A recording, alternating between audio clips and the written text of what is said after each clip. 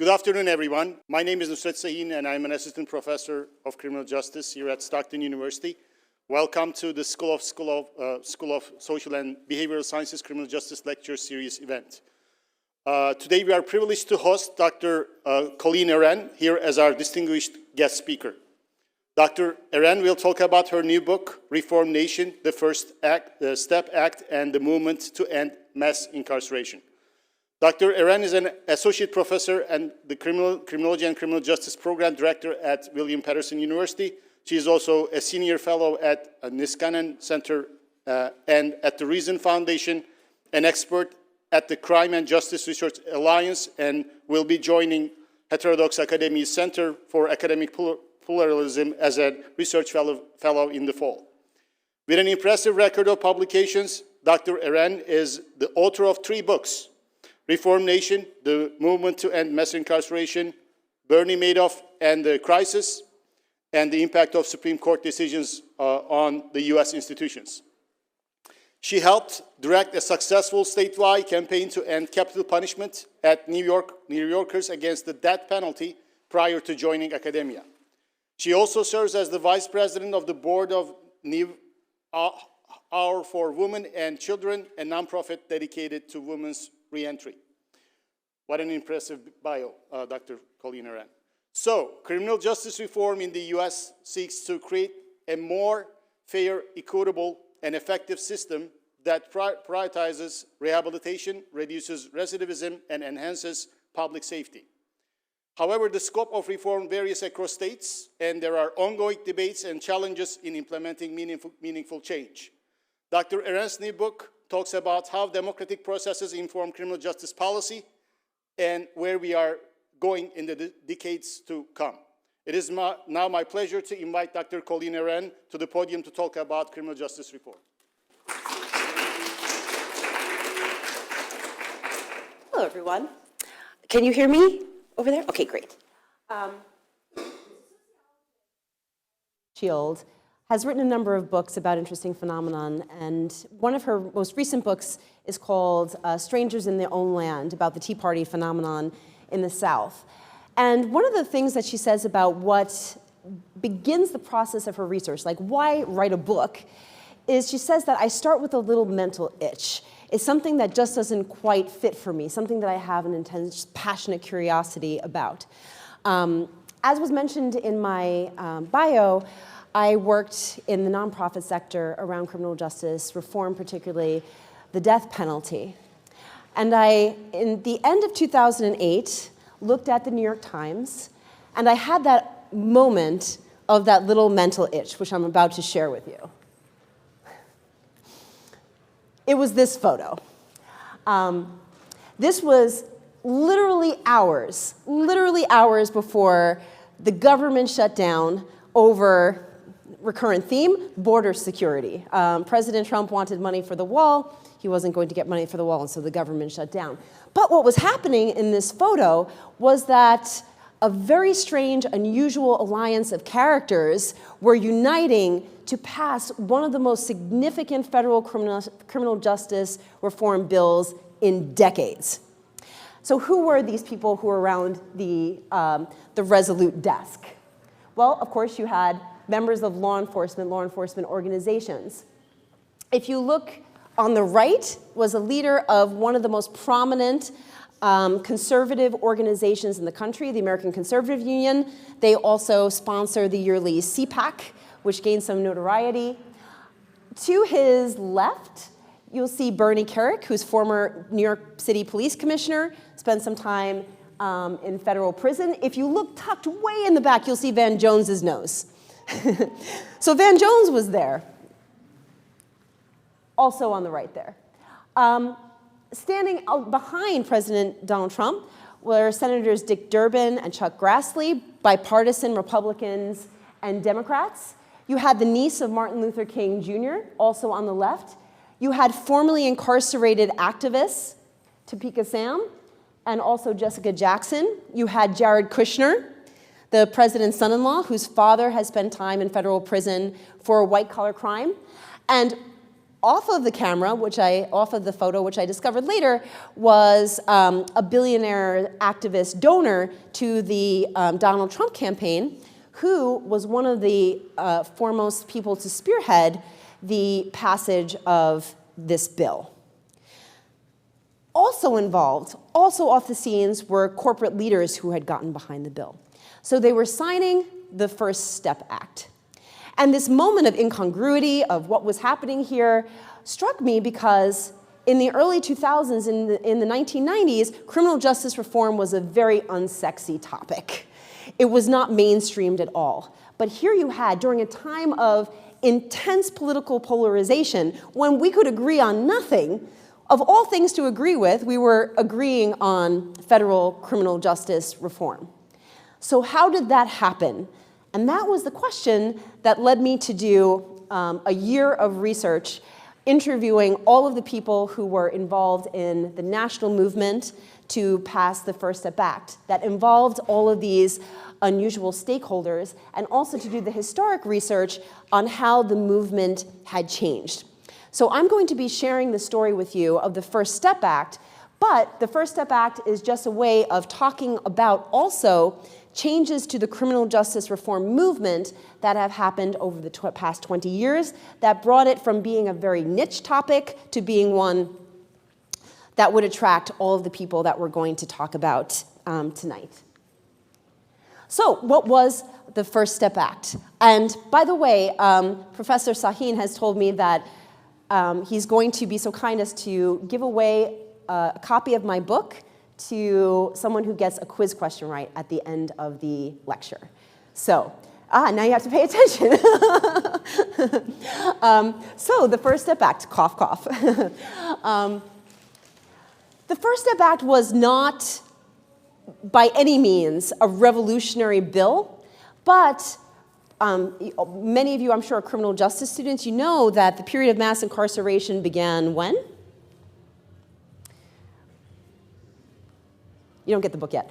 In the 1970s, when we went from having a prison population of about 250,000, and then it would escalate from there to 1.2 million at its peak in prison. This was not a revolutionary bill, but it was one of only 4 bills since that time, for 50 years, that made any attempt to both decarcerate, to reduce the amount of people who were in prison, and also to make conditions better. So it was significant.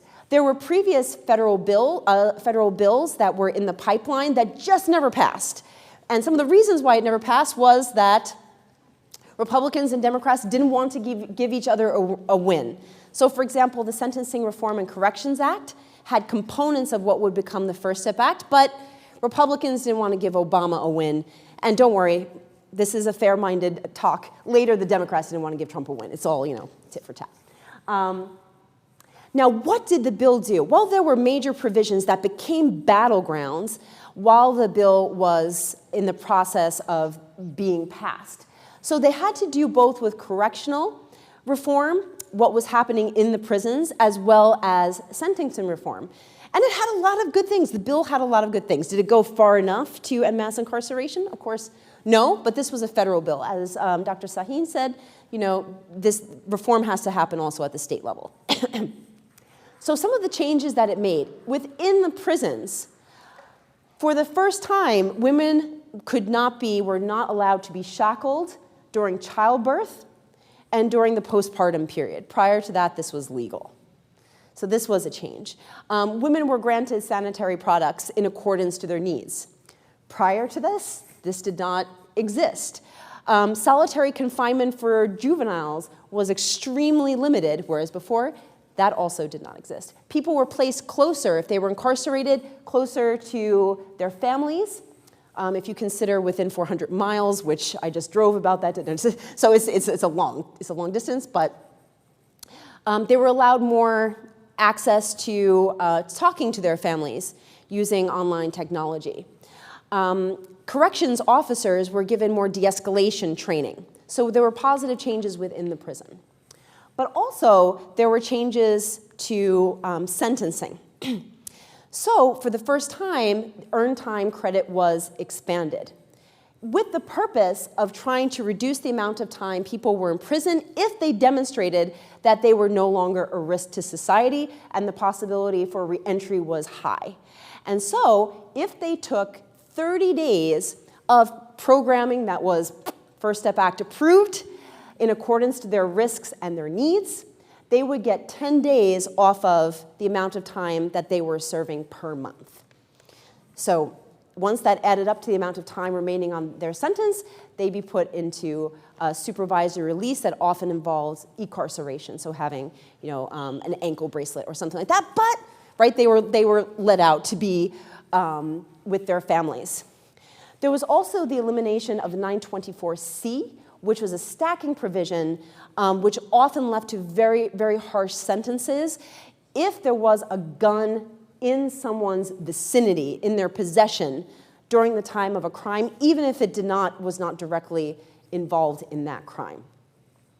Mandatory minimums for certain drug crimes were also reduced. So you went from having a mandatory life sentence to having a mandatory 25 to life, which would reduce the amount of time that people were serving. And lastly, it expanded the use of compassionate release. Compassionate release is when someone is in prison and either because they are very advanced in age or I'm not giving this side enough love, or they are sick, very, very ill, they can petition for being let out, essentially, of prison a little bit early. Only 4% of petitions prior to the First Step Act were granted, so 96% were denied, which often led to horrible situations of people dying of kinds of cancer and extremely elderly people, nevertheless remaining in prison. So this was the First Step Act, and this passed under the most unlikely of presidents. At least that's what my interviewees told me. They said, well, once we found out that Donald Trump was in the White House, and these were people both on the right and the left, we didn't think this was going to happen. But it did happen, and the outcomes so far have been very positive. Since the First Step Act was signed in it went into effect in 2019, 4,000 people approximately have been released early as a result of the changes to sentencing policy and earned time credit. Additional few thousand, about 3,000, have been released due to compassionate release. Corrections officers are receiving violence reduction training. There's an expansion in violence and recidivation programs for people who are incarcerated, and of course all of those goodies that I talked about with women who are no longer being shackled and all those kinds of things. So that was the bill that was passed, and I use it in the book as a way of saying, here's this thing that happened. What does it tell us about the movement over the past 20 years? How has it changed so that it was able to pass? So the book leans into this idea, well, how do we actually make social change happen? How does an idea, how does a demand become something that we agree should happen? And so I argue in the book that the criminal justice reform movement from the period of about late 1990s to about 2020 became mainstreamed. And the first step, so you'll notice here, I put it kind of as a circle, but I have arrows that are leading away, suggesting that once we start down the path of something, there are ways in which it can be inhibited. So social movements towards something is not always this linear process. It may be diverted, it may slide backwards. But the first is, and I'll talk more about how this happened, you have to have a sense of collective acknowledgement among a large group of people, first of all, that a problem even exists. How can we have a movement for anything if we don't feel that whatever the situation is, in this case mass incarceration or over-incarceration, is it a problem? And I think that the answer for most Americans by this time was that even though we might disagree with how many people should be incarcerated or what measures should be taken, we agreed that the sheer amount of people who were being put in prison was a problem, and the collateral consequences were a problem. Now, why did we reach this level of collective acknowledgement? I'll have a few graphs in the next few slides. 1 in 3 Americans has a record of arrest.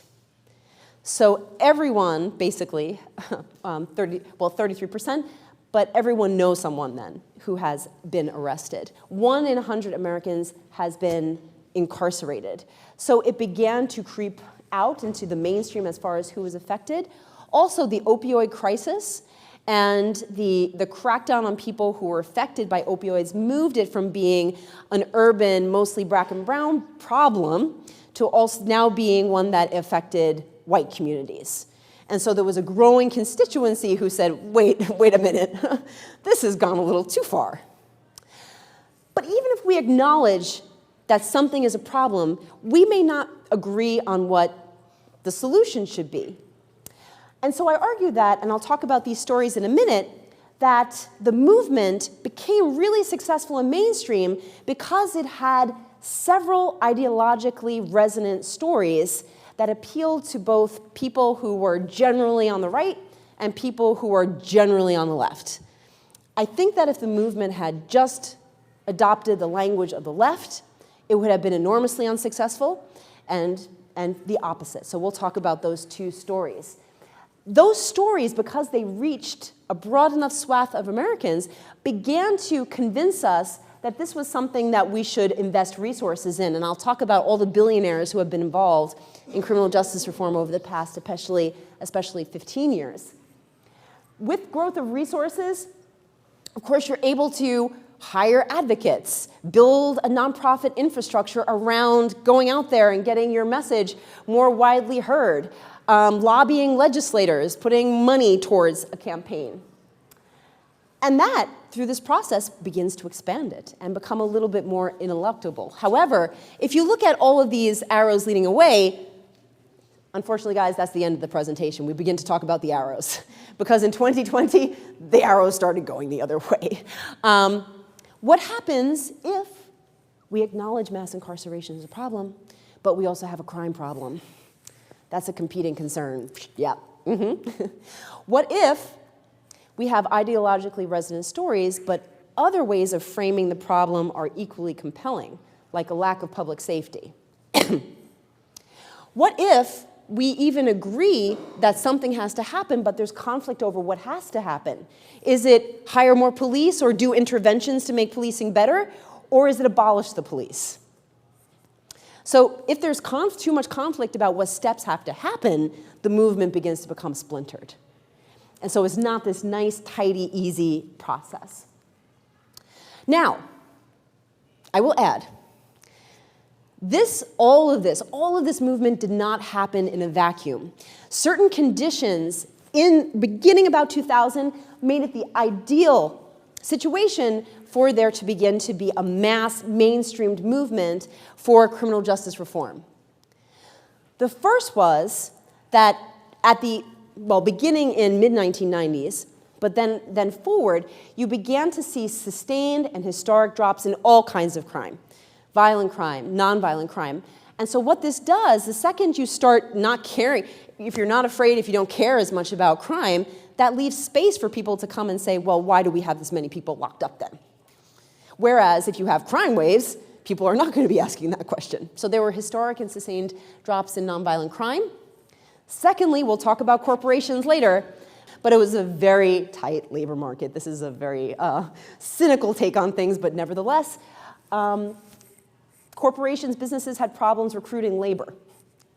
And so they began to say where are we going to get more people to work for us? And so the second chance hiring initiative, which we'll talk about later, became suddenly palatable to corporate America. As I mentioned, crime became less salient. I also mentioned that this was a moment of mainstreamization with white America, and also that the critical mass of people were affected by the criminal justice system. So all of those things together meant that we acknowledged that there was a problem, and also it was just the perfect condition to bake this cake of criminal justice reform. The movement itself, because it was becoming mainstreamed, saw a number of changes from 1999-ish to 2020 and actually further on. The first was that there were structural changes to the nature of the movement. So what do I mean by that? Well, back when I was working, I better not hit myself hard. There's a microphone there. Back when I was working in criminal justice reform nonprofits, there wasn't a lot of money. It was very siloed. The people who worked in anti-death penalty work really didn't think of themselves as part of criminal justice reform. The police reform people were different. They weren't connected. People who were doing sentencing reform, and also they were very local, very local. Big organizations that worked on civil liberties or other types of reforms like the American Conservative Union or the ACLU, the American Civil Liberties Union, they didn't have criminal justice reform as part of their mission. Well, this all started changing in 2000. All of a sudden, you had these big, powerful nonprofit organizations begin to say, hey, we need to get, and it's also very cynical, there was a lot of money behind it, and we'll talk about that. But these big organizations began to say, we have to get in on this criminal justice reform. This is the new movement. This is the new civil rights movement in the case of American Conservative Union. And for conservatives also, this became very important. So the ACLU got $350 million to do criminal justice reform work. And made criminal justice reform part of their platform. And the American Conservative Union also added criminal justice reform. They became national, different organizations became nationalized. And lastly, you saw this proliferation of new organizations like Right on Crime, very famous right-leaning criminal justice organization, or Just Leadership USA, which is a left-leaning criminal justice organization, pop up and take on a national scope. So the movement itself became nationalized, it became flushed with money, and also it became more interconnected with the people who are in leadership. And lastly, there was a cultural shift around criminal justice reform. It was no longer unsexy. I was told by one of the leaders who is in reform, that he used to go into cocktail parties, and when you told people, like in the year 2000, that you worked in criminal justice reform, it was a little bit like, that's strange. Whereas now it was something that was considered very acceptable, very much mainstream and worthy of funding. So just to give you a sense of why all of a sudden this was the perfect storm, I'm sure all of you in criminal justice have seen this graph before, but I think it never fails to strike me. The number of people who are in state and federal prison, and you'll see the acceleration of mass incarceration in the 1970s due to sentencing changes. And then this shows you more of the scope of the criminal justice system, which includes not only prisons and jails, but also parole and probation, so that on any given day you have around 7 million people in the United States who are under correctional supervision. So there was a problem. There was the perfect storm of factors. There was now this national infrastructure to absorb it. How did it become so mainstream? I talked about two stories that appealed to both the right and the left. For those of you who are in sociology, sociologists talk about the way in which stories are used in social movements to build solidarity, and often very biblically resonant themes are used. And so when I was looking at the ways in which the movement was talking about criminal justice reform from the right and the left, it struck me that there were two very biblical sounding narratives that kept emerging. From the left, it was the Exodus story, and it will sound very familiar to you when I give it a second. From the right, it was the redemption story. Very different. Both saw mass incarceration or over-incarceration as a problem, but different ideas about how it began, different ideas of where we're going. So Exodus, the story from the left. How many of you have read The New Jim Crow by Michelle Alexander? Okay, a few of you. You've heard of it. The New Jim Crow presents the idea that mass incarceration is specifically a form of social control for Black people, and criminal justice itself finds itself as the evolution of a system of racialized social control that began with the institution of slavery, then moved on to Jim Crow, then moved on to war on drugs and mass incarceration. The exodus story from the left is very rooted in this idea that there was a fundamental origin point that was in a moment of slavery. And the way to move out of that is to be led by one's own, by people who were directly impacted by the system. And the solution is not to make little touches here and there. It's not like there's minor errors that have to be corrected or a few policies. It's that you have to actually break the system of slavery in itself. You have to move out of that condition of bondage. And so this was very appealing to people on the left because of narratives of social justice that saw this as essentially a racist system, one that has kept people in bondage. Whereas on the right, there was a very different understanding of mass incarceration. People on the right generally do not even use the term mass incarceration, which I'll show you in 2 seconds. Mass incarceration is linked to the exodus narrative. Those on the right use the redemption narrative, and the redemption narrative goes like this. I'm not going to curse because it's on YouTube. We messed up. In the 1970s, we had a moment where we over-incarcerated people who actually, mostly people who needed help, people who got involved in bad things, and we overreacted to that problem. And so there's a mistake in the system that needs to be fixed. What do we need to fix? We need to see people as inherently worthy of redemption, worthy of grace, able to be saved, able to be reformed, able to become productive members of society again, to take care of their children, to go back into their communities and become upstanding citizens. But there's not a fundamental error in either the system or people. And so you can see then that the solution for those on the right with the redemption story is very different from those on the left. It's that you have to fix it. It's an error. Allow for redemption of both the system and of people, but don't break it all apart. That's a fundamental misunderstanding of what's wrong. So you can see how, right, this is setting up a conflict at the end of things. For a while, it was all copacetic, but then, boom. Just to show you how mainstreamization and these stories worked hand in hand, these are Google Trends searches that show you the popularity through a search for the term mass incarceration. And what you'll notice is that basically prior to 2005, there was no searches for mass incarceration. I looked at the first instance of the use of the term mass incarceration in media, and it was actually referring to Japanese internment camps in the 70s and 80s. It had nothing to do with this, obviously because we didn't have it. But look where it peaks, guys. It peaks in 2020, and I think that's significant because it's not like prison statistics, people incarcerated were going up in 2020, but what happened in 2020? Yeah. What's that? COVID. Yes, COVID happened. That was one thing that happened. What else happened in 2020? Yes? Protests, why? Yes, what happened? It started with George Floyd and how there was police brutality. Yes, perfect. Thank you so much.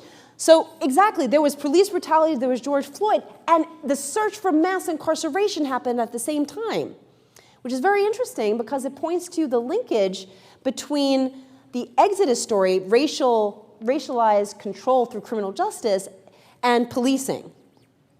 And so that was part of the exodus story.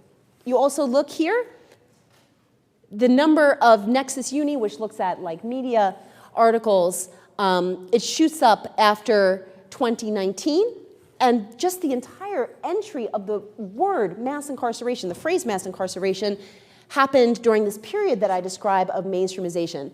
By the way, that blip, it's strange, right? It's like down and up. I think this is the Donald Trump effect. I have no evidence for this, but I think the media was so distracted by him that they couldn't report on anything else. I don't know, it's just a theory. I have no idea. To make the point to you about how the idea of mass incarceration was linked to the idea of exodus, to racial justice, I wanted to show you the related trends So if you're searching for mass incarceration, what else do you search for? And you'll notice the second one is mass incarceration of African Americans. Third is slavery and mass incarceration. Michelle Alexander, who's the author of New Jim Crow. It's interesting, which Clinton is related to mass incarceration? Could talk about both of them. And Kamala Harris was one of the top searches because, of course, she was criticized for her role as a prosecutor in incarcerating people for drug offenses. While the Exodus story was operating, you can see it in Google searches, thank God for Google. You see also the redemption story operating in Google. So the redemption story about over-incarceration, notice over, oops, we made a mistake, we have to get it back to where it should be. This also begins to have more activity after 2010, and it peaks in 2018. And if you're paying attention to the first thing I said about the First Step Act, that's when the First Step Act happened. So it was related to criminal justice reform, in particular to Donald Trump's advocacy of it. It was seen as a reform. You'll notice, same little blip, Donald Trump effect. And interestingly, criminal justice reform linked versus abolition to the redemption story. We're reforming the system, we're redeeming it. And that was linked to right-leaning causes, right-leaning characters. So Florida, obviously, where Ron DeSantis was involved in talking about criminal justice reforms, then it's, look, Trump criminal justice reform. Oklahoma criminal justice reform. The Criminal Justice Reform Act, they couldn't remember First Step Act, they should have come to my lecture. Now, the character of the movement, once it began to become mainstream, in the book, I go through 5 very strange groups, different groups of stakeholders that came together not only to pass the First Step Act, but over the past 20 years were heavily involved in the evolution of the criminal justice reform movement broadly. So the first big group of people who were behind the First Step Act, but also who were behind criminal justice reform over the past 20 years, were billionaires and big philanthropy.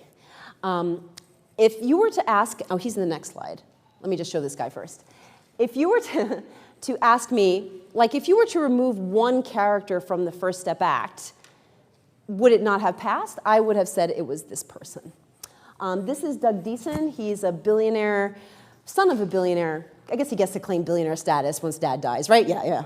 Son of a billionaire. He had a real epiphany when he was a child because he broke into his friend's house when he was a teenager and was arrested for burglarizing.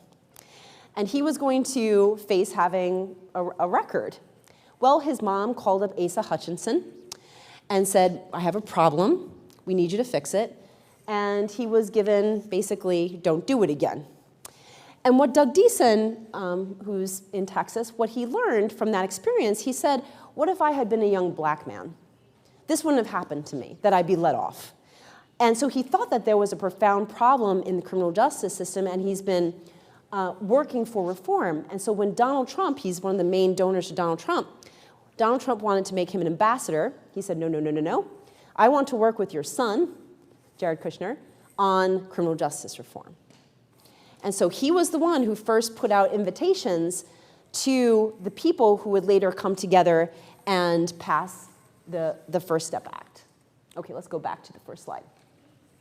So all of these people, Jay-Z, everyone knows, yes.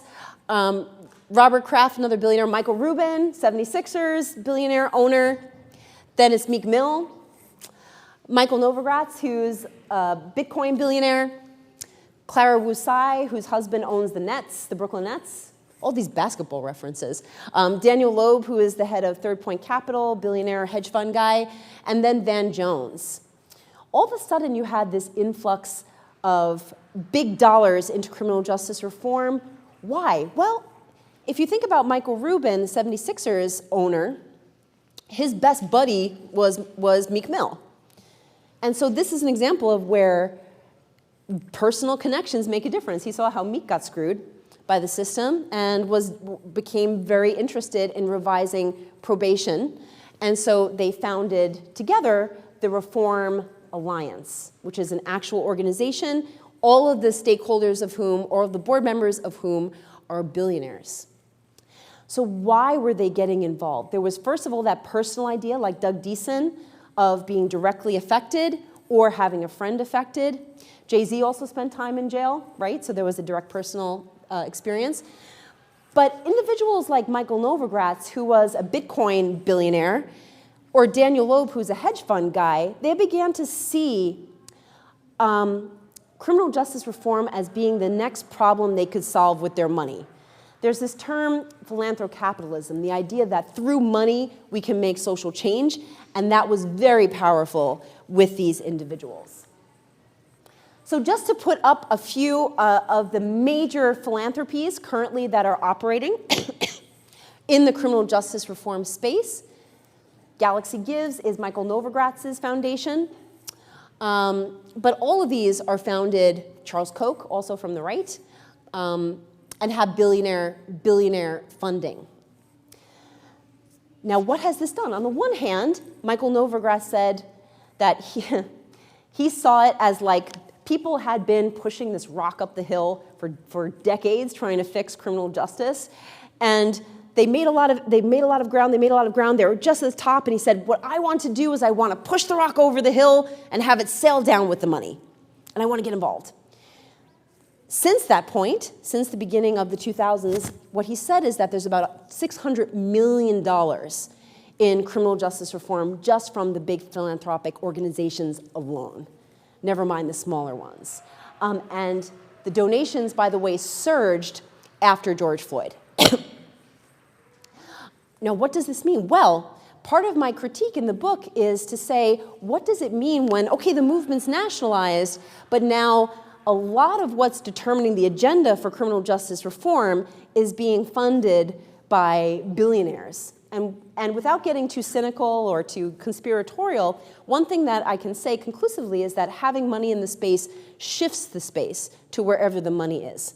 So if the money is in bail reform on a particular year, all of the nonprofits, all of the advocates are going to start clamoring after money for bail reform. And that all of a sudden becomes important.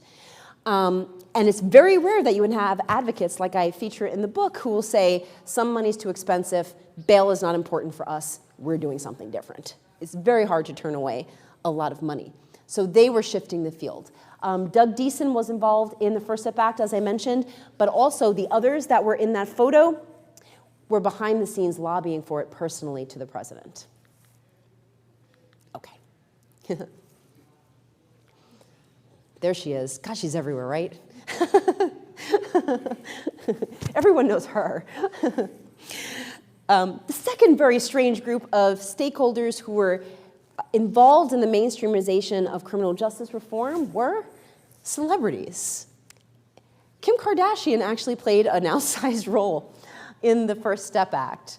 One of the things that she did was she and Ivanka were kind of friends, and she became very interested in the case of Alice Marie Johnson. Alice Marie Johnson was an African-American grandmother, one of these like lovely people who got caught up in drugs. First time nonviolent offense, is sentenced to federal prison for life. For life. Now, what happens? Kim Kardashian finds out about Alice Marie Johnson through social media. And so she makes it her personal mission to go to Donald Trump and to advocate for Alice Marie Johnson's release. And she's effective. Donald Trump gave Alice Marie Johnson clemency, and she went home to her family.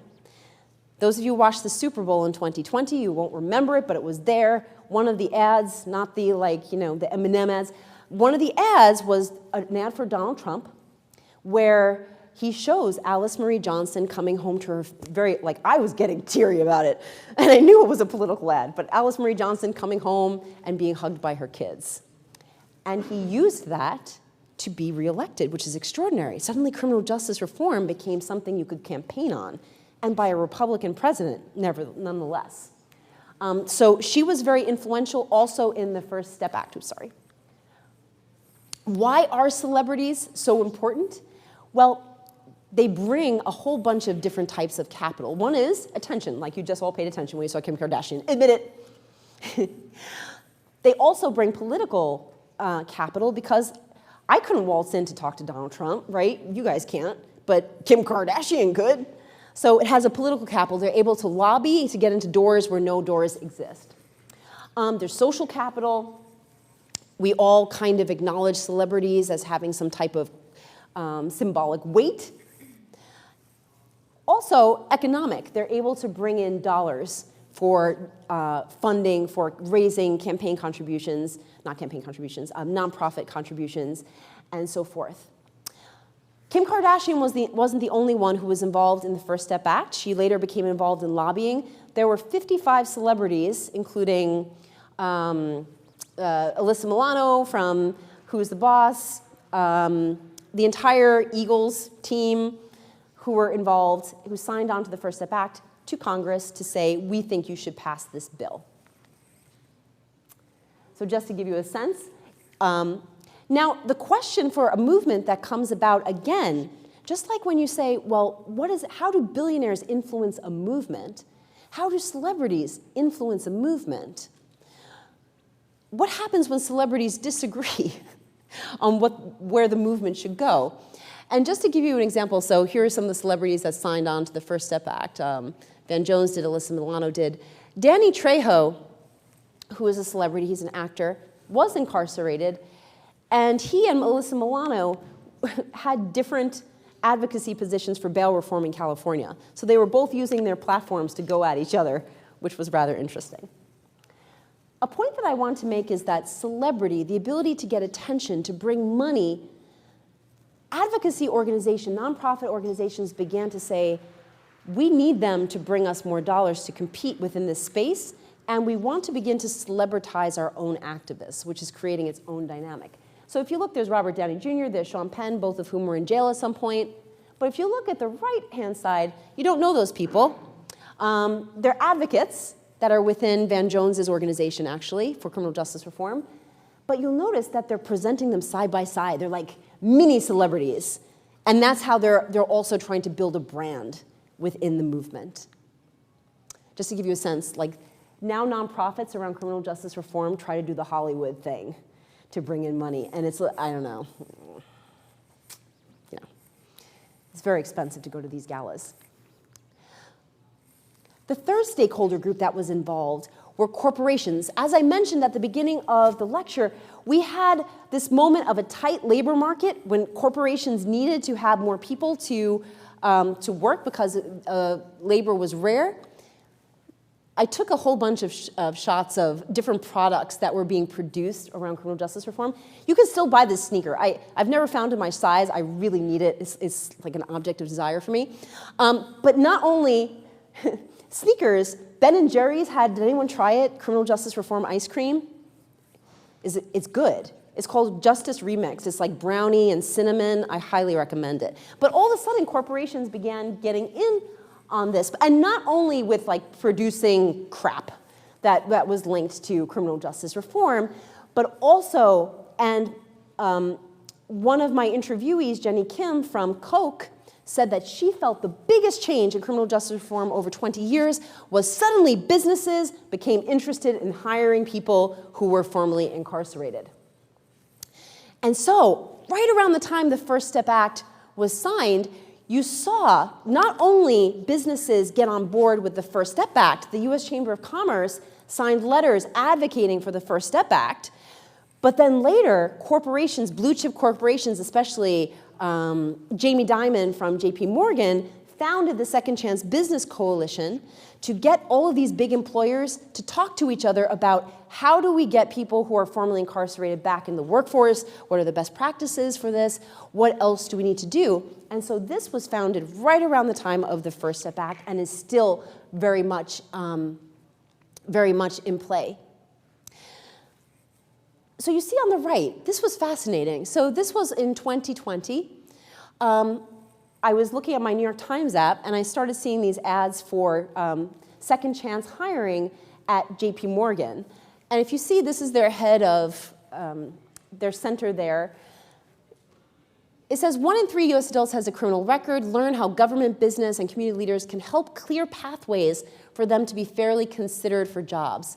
Look at the redemption narrative there. Everyone deserves a fair shot at a fresh chance, a fresh start. This is unprecedented for a bank to say, we're going to hire people with records, for that to be part of not only what they're doing, but part of their publicity, was really unprecedented. Now, the degree to which corporations have been involved in second chance hiring varies.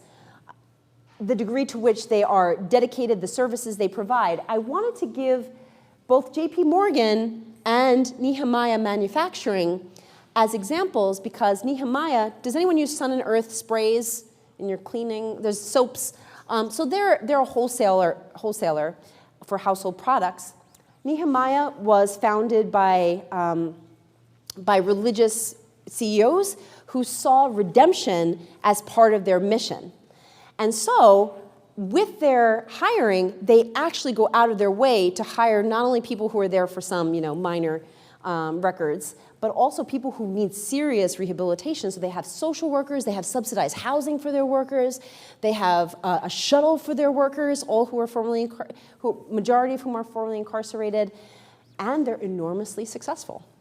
Dave's Killer Bread. Everyone has tried Dave's Killer Bread. That's another example of a second chance company that's been successful. Lastly, the stakeholder groups of large and small nonprofit organizations that transcended the right-left divide were enormously important to the First Step Act and have been important in the mainstreamization and the expansion of criminal justice reform as a movement broadly. The book goes into the fights that were going on. I'm not going to include that here, but the fights are very interesting, and ultimately, the two narratives of Exodus and redemption almost killed the bill, almost killed the bill. The way in which it was resolved involved a lot of interpersonal communication, compromise, and ultimately the bill passed. However, those stories began to conflict with each other. Now, if it were just on the right or just on the left, as I mentioned, this wouldn't have happened. I want to show you some examples of how different messaging, different appeals from these organizations, both big and small, were very effective in reaching Americans, reaching politicians, and making their claims. So if you look at the ACLU Smart Justice,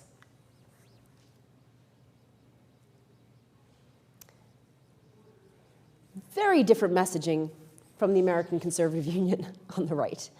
You can see from their messaging that they're linking incarceration with capitalism, with money, because they have the dollar sign there. Also, look at the demand. They want to cut the incarceration rate by half. They weren't the only ones, by the way. Van Jones's organization was literally called Cut 50.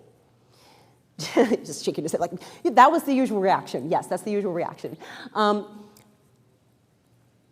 organizations, the ACLU, Just Leadership USA, Critical Resistance said, let everybody out. Versus the American Conservative Union emphasized public safety, government spending, liberty, but also human dignity, redemption, the ability to have a second chance. Some more marketing from right and left. So the abolitionists, those on the far right who said no police, no prisons, you can see that dismantle the prison industrial complex was their messaging, whereas prison fellowship, again, emphasizing redemption, forgiving grievances, and linking it to the Bible.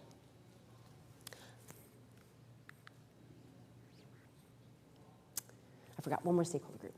Involved with the advocacy organizations for the first time were formerly incarcerated people who had in previous versions of criminal justice reform movements been extremely marginalized.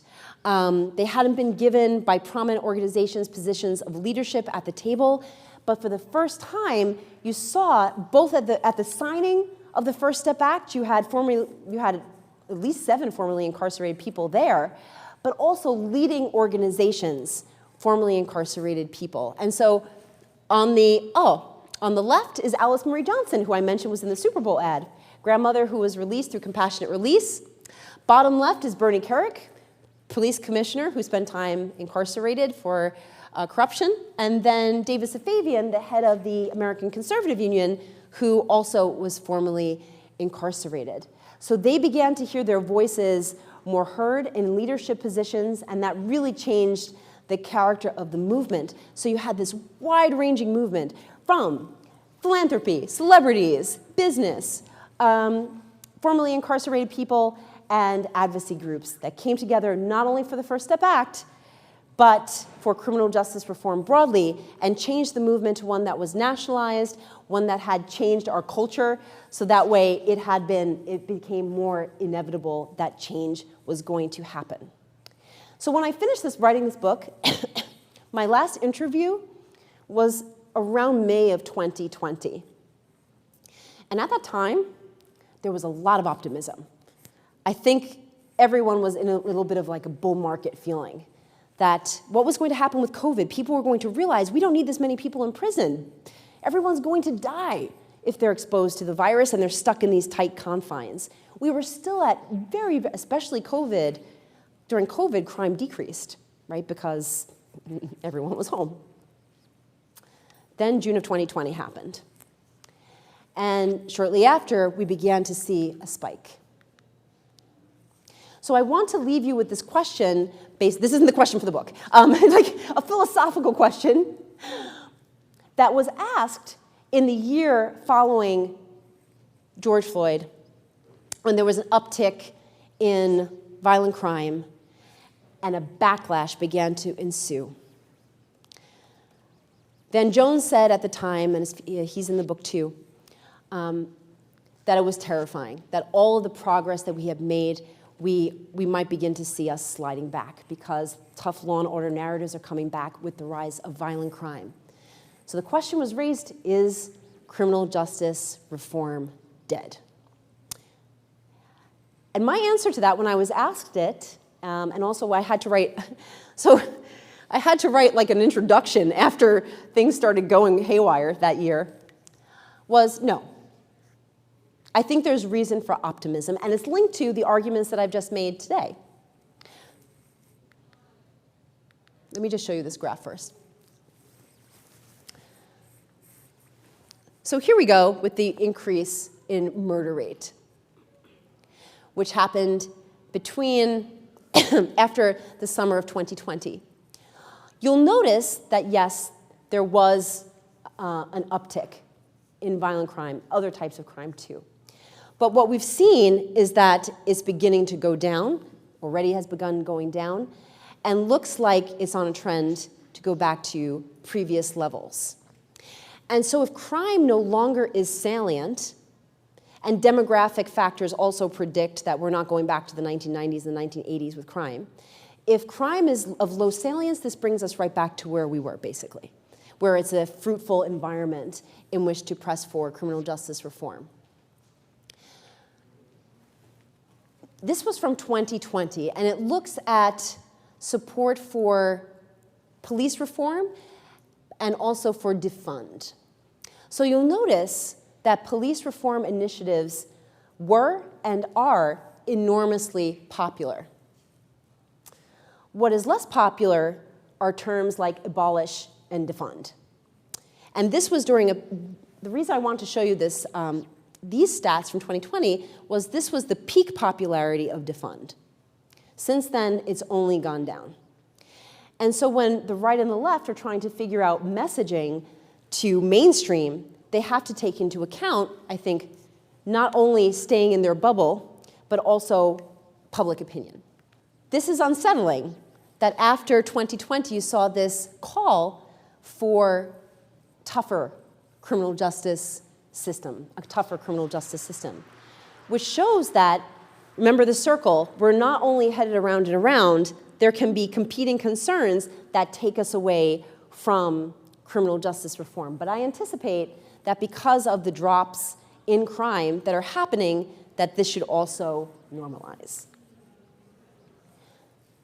Ultimately, I believe that because of mainstreamization And because of the number of people who have been affected by, whether you call it over-incarceration or mass incarceration, that we've reached a critical point where criminal justice reform is not going to backtrack to where it was in the 1980s and 90s, where it was enormously unpopular and the environment was totally poisonous for doing any type of reform. We have a critical mass of people, both on the right and the left, who are dedicated to reform, that have built an infrastructure around organizing for reform, and that have reached a popular audience, and enough have argued, enough have realized that what we have is not working, that is flawed. I think that this shows that, look, there has been cultural, ideational change. More people than ever recognize that the criminal justice system is unfair. So where we go in the next 10 years is a little bit contingent on factors that are outside of our control. Will there be another pandemic that then increases crime? But the infrastructure is in place if crime remains low and salient for criminal justice to be effectuated in the years to come. Maybe we will have a second STEP Act eventually. Thank you so much.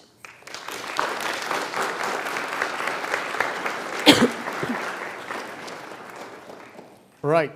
Thank you so much, Dr. Eren, for this great presentation and taking the time to speak to our students. Yes, now thank you. we will take questions from the audience, and after the Q&A, after our guest will ask you a question, and whoever knows the question will get a book.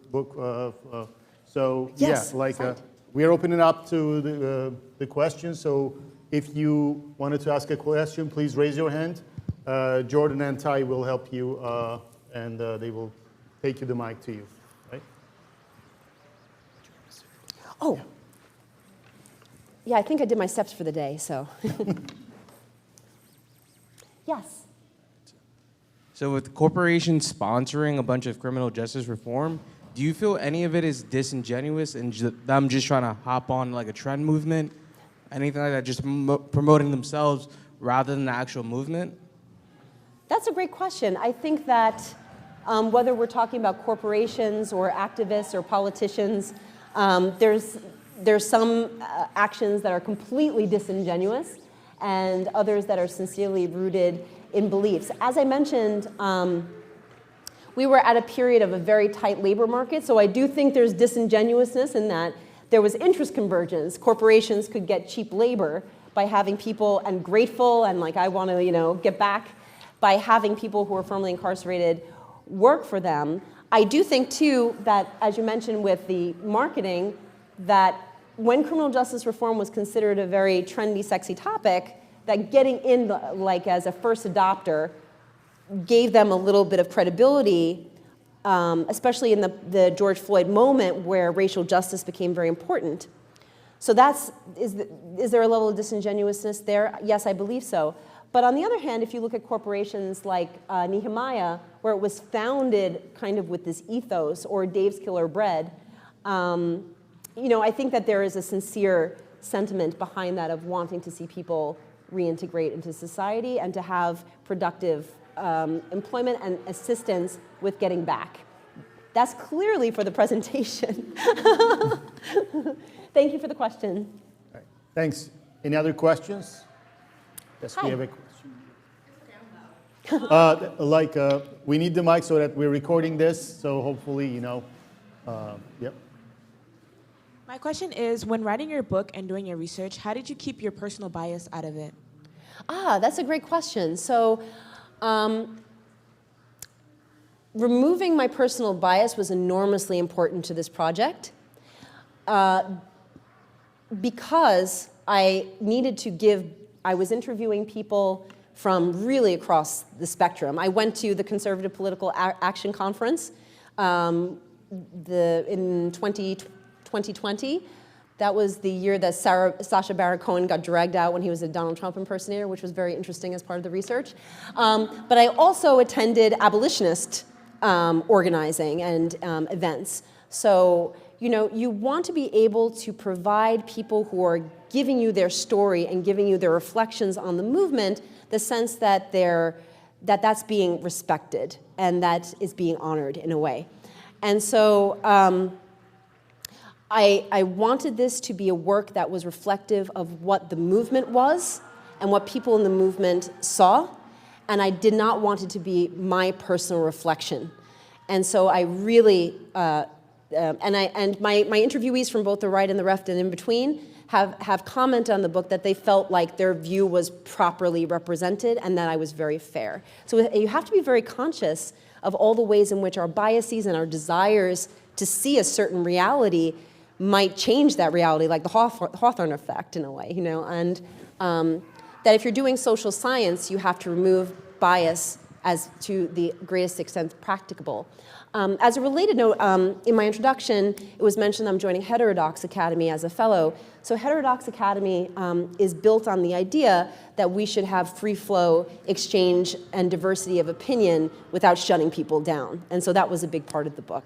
That's a great question. Thank you. Any other questions we have? There's another question. Hi. Do you think that the efforts of corporate investment into prison reform could be undercut by the intent to ultimately make profit as a corporation or as people with large amounts of capital? Could the involvement of corporations, undercut the movement because their motivations are towards making money? I'll give you one example where I would say absolutely yes.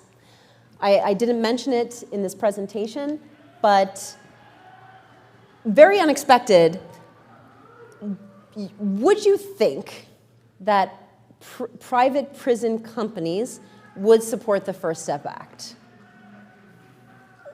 Thank you. No, you wouldn't. One of the first signatories to promote the First Step Act were the private prison companies. And the reason why, I know I see you all thinking about it, the reason why is, and this is good for criminal justice reform, is that the private prison companies don't see the future in incarceration to the extent it was. They see the future in incarceration and release. And so they're beginning to put their money into that. And so the First Step Act letting people out, well then, remember the First Step Act was all about reentry. So now prison reform, yeah right. Private prison companies want to get into that reentry space. And so that's why. So I think that's absolutely a corrupting influence, but at least they're very out about being private prison companies. I think for other companies,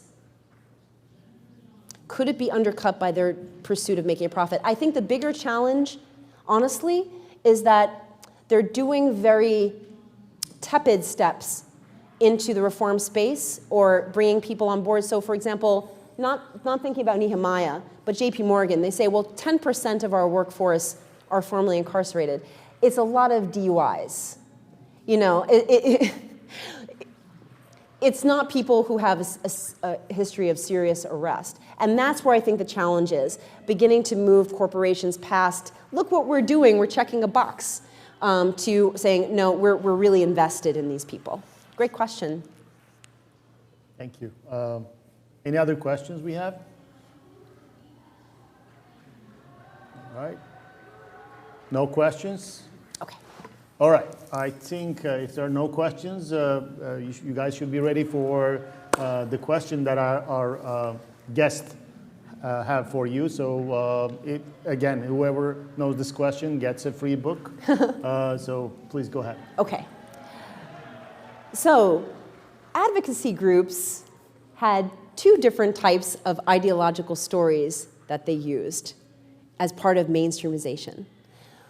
Which biblical story was most linked with liberal and left narratives? You raise your hand first. Me? What's that? Me? Yes. The Exodus. Ding, ding, ding, ding, ding, ding. Congratulations, you got a book. Okay.